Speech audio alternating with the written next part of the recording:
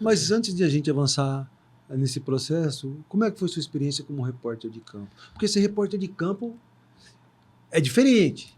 Porque você pega o cara ali na adrenalina, né, ali antes do jogo, enfim, então aquela expectativa, e quando termina o jogo, o cara tá com adrenalina, cabeça quente, dependendo do resultado da partida.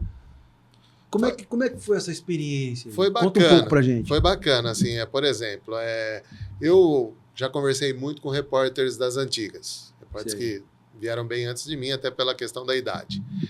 E o que eles me passaram? E é isso que eu concordo com eles. Que antigamente era mais, vamos dizer assim, raiz. Hoje em dia, a assessoria de imprensa limita muito. A assessoria de imprensa, ela limita demais. Era onde eu queria chegar. Você não consegue ter acesso a quase nada. É muito difícil. Então, é isso que eu ia falar para você. Porque, na realidade, a gente já conversou com muita gente aqui e a gente percebe que era uma relação mais intimista, né? Com certeza. Do repórter com o jogador, né?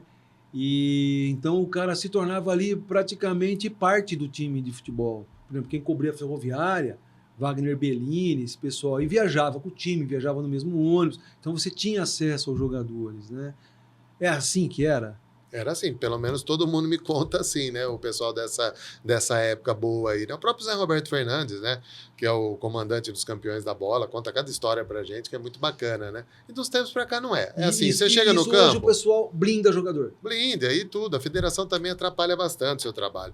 É assim, você chega no campo, você só pode entrar ali onde a coisa acontece... Que o pessoal chama de zona mista. Num determinado momento. Então, você não escolhe o momento que você está ali para pegar os bastidores.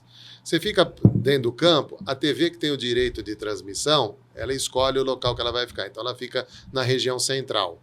Ela vê tudo que está acontecendo, perto dos bancos de reservas. A rádio que não tem esse direito de transmissão tem que ficar atrás dos gols. Então, você já perde muita visão. Você vê mais um lado, o outro você pouco vê. E aonde acontece o burburinho ali, você não pode estar. Quer dizer, a hora que acaba o primeiro tempo, você só pode se direcionar perto à saída do túnel quando o pessoal da federação te libera. Então, muitas vezes, a maioria dos jogadores já desceu. Um ou outro espera ali, você consegue falar com ele, mas a assessoria, naquela questão de blindar, não querer que o cara fale muito... Tem o jogador, eles especificam o jogador que vai falar. Você não pode pegar, né? Eles sorteiam um jogador que vai falar. Quer dizer, então, é tudo limitado, é um faz de conta, vamos falar a verdade, não é jornalismo, é quase um entretenimento, porque você não tem aquela questão da apuração, você chega ali e fala com o cara que foi o personagem do jogo, se ele deu uma cotovelada em alguém, se ele brigou com outro jogador, se ele discutiu com o técnico, é totalmente diferente. Então, perdeu um pouco a essência. O que é legal ainda é você estar perto ali vendo o jogo, que é uma visão totalmente diferente do quem está na arquibancada e na cabine, é outro jogo.